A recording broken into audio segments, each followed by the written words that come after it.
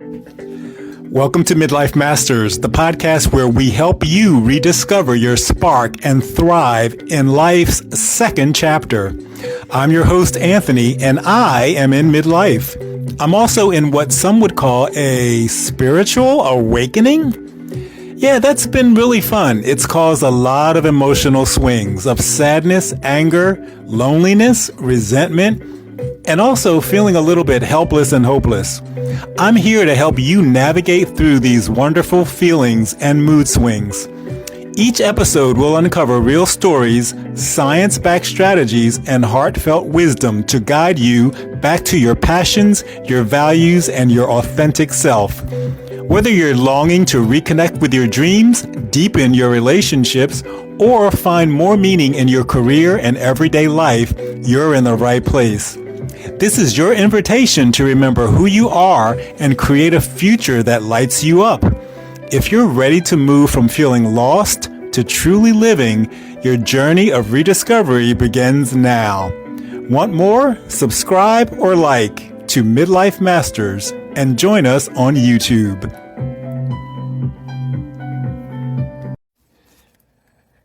Hey everybody, welcome to episode 130. Today I am talking about seeing success in 2025.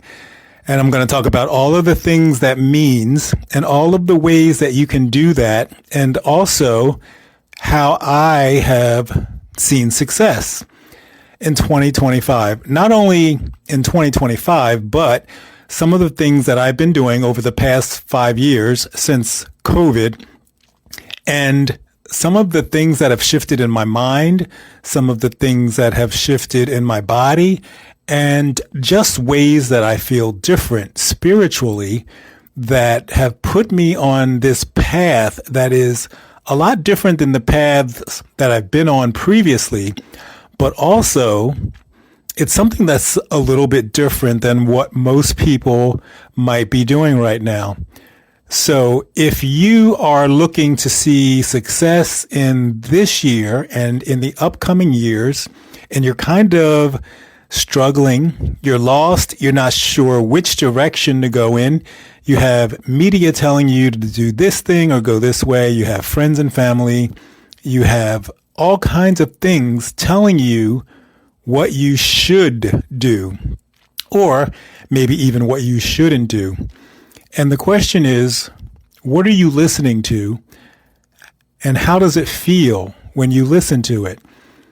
One of the things that I've done is I've started listening to myself. So I listen to my mind, my body, my spirit, and I see if all of those are a definite yes. So if I have something that I'm thinking about, I feel it kind of in my body, and I think about, how does this feel in my body? How does leaving my job feel? Or how does taking a job in this industry feel? How does volunteering feel? How does ending this friendship feel? How does going out on a date feel? And is it in alignment with what I want spiritually? Do I want this person in my life? Do I want to go out and date someone? Do I want a new career? Do I want a different career? Do I want a new path? Maybe you're in accounting and you want to be in law. Maybe you're in medical and you want to be in psychology. Whatever it is, how does that feel when you think about it? Does your body say yes? Or does your body feel like that's not something we want to get up and do every day? That's not something we want to do with regard to a new relationship. And if you're in a relationship and you're thinking about leaving, or you're thinking about enhancing it, making it better, which one feels the best? Which one feels like it's the way you want to go? Are you staying because you really want to stay and it feels like the thing to do? Or are you staying just because you don't want to be alone? Those are two completely different feelings in your body. they're also different spiritually. And spiritually, you can feel that in your gut. You can kind of feel it in your heart. And it's like, am I staying around just so that I can say I'm in a relationship? Am I staying around just so I don't hurt this person? Am I staying around just because I really don't want to be alone? So you have to ask yourself these questions, and you kind of have to do it, alone, in silence, out in nature. Take a walk at the park. Go sit by the lake. Go sit by the ocean. Go lay on the sand. Go lay on the grass. You're basically getting grounded. You're out in nature. You're feeling sun. You're feeling the wind. You hear the ocean. You see the lake. Maybe you see ducks or birds, or maybe you see fish or geese. You see the waves coming in. All of these things help us figure out what we want to do, because it connects us with nature. It connects us with our spirit. It connects us with our essence. And it helps us make decisions that are really true and authentic to who we are at our core. So we really don't want to make decisions sitting down with loud music playing while we're scrolling on our phone, because we're completely distracted and we're not thinking and we're not feeling into the decisions that we're making. So another thing is thinking more. I'm thinking about what I want to do, and I'm thinking about the way I want to go, and I'm seeing how that feels in my body, but I'm also still using my brain, still using thoughts, still using critical thinking. How do I want to do this? Why do I think this is the best thing for me? How can I go about this? Why will I go about this? Why am I doing this? Versus, let me ask a friend. Let me ask ChatGPT or some other AI. Let me have something or someone else figure this out for me. That's not going the way that feels best in your body. That's not going the way that aligns with your true spirit or your true essence. So if you want to see success, you have to do things that are in alignment with your spirit and your personality and your essence. You also have to think about them. So you can't outsource your thinking to someone else or something else, like a machine. So if you're just going to ask your phone, ask Siri or ask Google or ask Chat, where is the real thinking? Where is what I really want to do in that answer? All right, so if you want to see success, you have to start doing things that you really want to do, that are for you and that you have thought about and that you have felt about. And that way this is good for me and here's why. And it's easier for you to get on that path. It's easier for you to make that decision. All right, that's kind of like two things.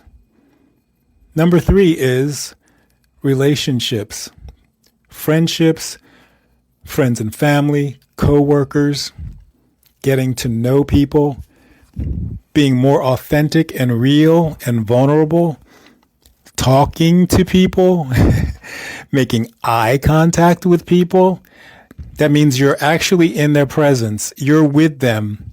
You are at the restaurant with them. You are sitting in the park with them. You are at the dinner table with your family, and you're talking to them, and you're having discussions with them, and you're telling them how you feel. You're telling them how you feel about them. You're telling them what you like, what you don't like, what you're interested in, what you're not interested in, and things that help you feel more connected to other humans versus I sit on my phone all night and I scroll Insta, TikTok, Facebook, YouTube, and then I go back and I start all over again. And oh, what do you know? Now it's midnight. I go to sleep and I wake up at 8 and I do it all over again. No wonder I feel disconnected. I haven't talked to anyone. All I've done is scroll on my phone, send text messages, play video games, watch social media, and do other things that keep me disconnected mentally, socially, physically from other humans. So that's number 3. Improve your relationships, strengthen your relationships, build relationships, go to a meetup, ask a coworker to go out or ask a few coworkers to go out. And it doesn't have to be drinking. It could be get some appetizers. It could be go for coffee. It could be go sit in the park. It could be go sit in the meeting room at your condo association. It could be sit in your backyard, start a fire pit, sit on your porch, go for a walk. So don't label things as, well, if we do this, it's going to lead to that, because nothing has to lead to anything unless you want it to. I know people do happy hours. That's a good thing if you want to do that, but that tends to limit how authentic we are, how real we are, because then the alcohol kicks in, and the alcohol may make us say and do things that we wouldn't normally do if we were being authentic and real. And then we start to rely on the alcohol to make us social. Oh, we had such a great time. So the question is, how can I have a great time if I don't have alcohol or if I don't smoke? How does that feel in your body when you say, oh, I got to go out and I got to get drunk to have a good time, versus, oh, I can go out, talk with someone and really connect and sense how it feels in my body to really connect with someone on an authentic level, versus I got drunk, we all said a bunch of stuff, we all had a lot of fun, and then when we left, I went home and I felt empty. I felt lonely. I felt like I spent a lot of money and I had a lot of alcohol, but it was meaningless. Versus, wow, I really talked to these people and I really got to know them. They really got to know me. They really supported me in this thing that I was wondering if I should do it. They encouraged me. They motivated me. I motivated them. That's connection. That's what we're getting away from, and that's what we need to go back to. I went out to dinner a few nights ago, and there was a family of 4 at a dinner table at a restaurant, and every single one of them had their head down looking at their phone. So, like, where's the communication? Like, how was school? How is life? How are your friendships? What do you want to do? How's your dinner? How was the game? How was work today, Dad? Mom, how can I help you around the house? Anything that's connected and feels loving and feels authentic and real and like we're humans versus robots. People are complaining about robots taking over all the jobs, and we're basically becoming robots ourselves. So if you don't want to be a robot, stop doing things that robots do and start thinking like a human, start feeling like a human, start connecting like a human. That's what's going to lead to success in your future. Being disconnected and alone is not going to be a way for you to find success. The thing that's going to carry us into greater success is love, connection, authenticity, spirituality, thinking, feeling. And most of us are headed in the opposite direction. We're disconnecting. We're not talking to anyone. We're not going out. If we go out, we're still distracted and disconnected from the people around us. We don't hear them. We don't see them. We don't acknowledge them. We don't talk with them. We don't get to know them. We don't tell them about ourselves. All of these things are leading to our demise, not to our success. The other thing is, artistically, what do you like? Do you like reading? Do you like writing? Do you like poetry? Do you like making music? Do you like drawing? Do you like playing an instrument? Do you like fashion? Do you like interior design? Do you like cars? Do you like board games? Do you like cooking, baking, gardening? What's the thing that you really like? What are the things that you really like? And how can you incorporate more of those into your life? That's going to lead to greater success. Who knows? Maybe you'll write a book and it'll become a bestseller. Maybe you'll create a piece of art and it'll sell for a pretty decent amount of money. Maybe you'll write a song. Maybe you'll play a song, create a song. Maybe you'll get a gig at a local lounge. Maybe your garden will be beautiful and flourish. And you can put the flowers in the house and have friends over for dinner and not scroll on your phones during that dinner. So think about what you like artistically and what do you want to do, and incorporate more of that into your life, because that's creativity. That's part of having fun, and part of having fun is what brings out creativity. So if you like playing around with music, play around with music. If it's art, if it's writing poetry, if it's writing comics, if it's any type of instrument or fashion or clothing, whatever it is, do the thing that aligns with you spiritually. How do I feel when I do this thing? Oh, I feel alive. I feel like life is great. I feel like the time just flies by. It could be web design. It could be architecture. It could be so many things. So think about what makes you happy, what makes you satisfied, what helps you feel fulfilled, and start doing more of that. If it's 1, 2, 3 things, whatever it is, find time to do those throughout the week. Maybe you'll do something Monday, something different Wednesday, something different Friday. Or maybe you'll spend 2 hours on something one day and spend a half hour on something else the other 2 days.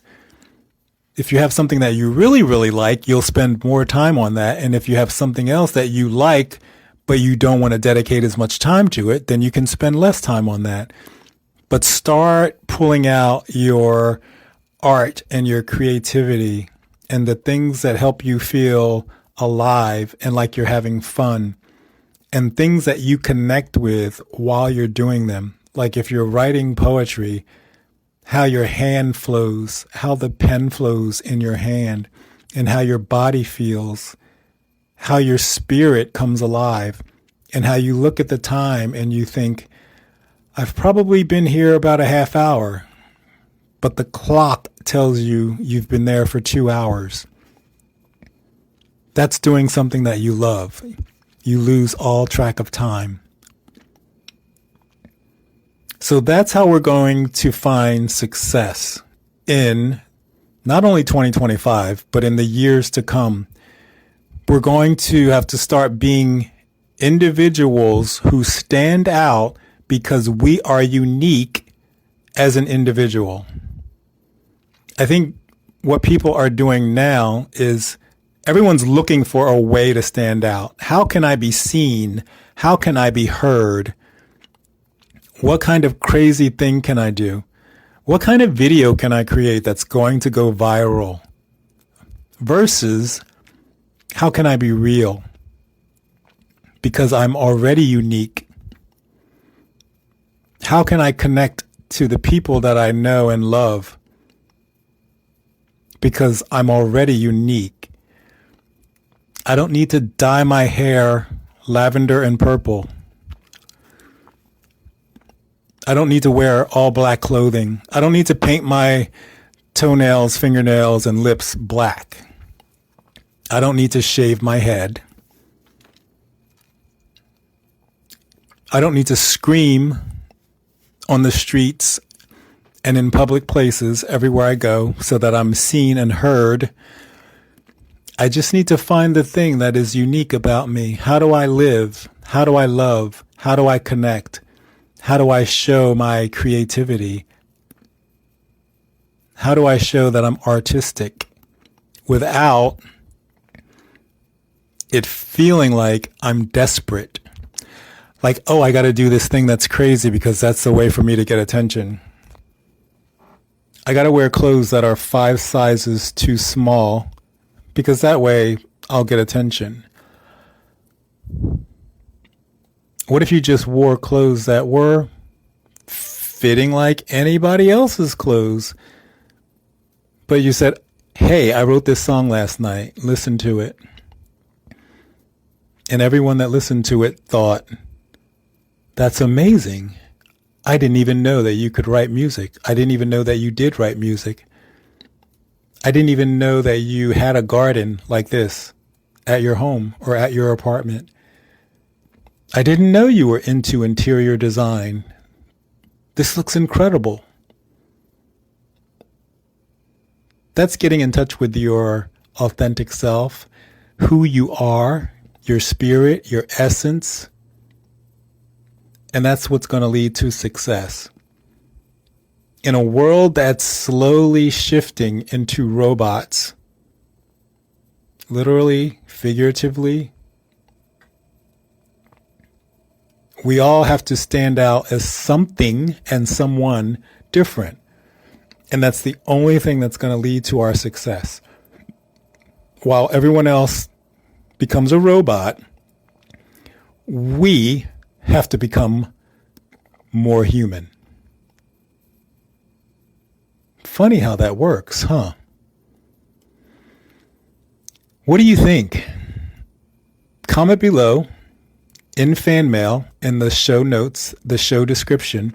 And if you have a question about how to do this, or maybe you've tried this and you feel like it's failed, whatever it is, if you have a question, ask, and I'll be sure to answer in an upcoming episode. Thanks for listening. I'm wishing you great success. All right, that's today's episode. Thank you for listening to Midlife Masters. If today's conversation sparked something for you, we'd love to hear about it. Remember, you can subscribe or follow for the latest episodes and connect with me at anthony-johnson.com or at Midlife Masters on YouTube. If you found this episode meaningful, consider sharing it with a friend or leaving a review. It helps others discover the show. If you have a question, send it to me via fan mail located in the show's description, and I'll be sure to answer your question on an upcoming episode. Until next time, master your mind and master your life.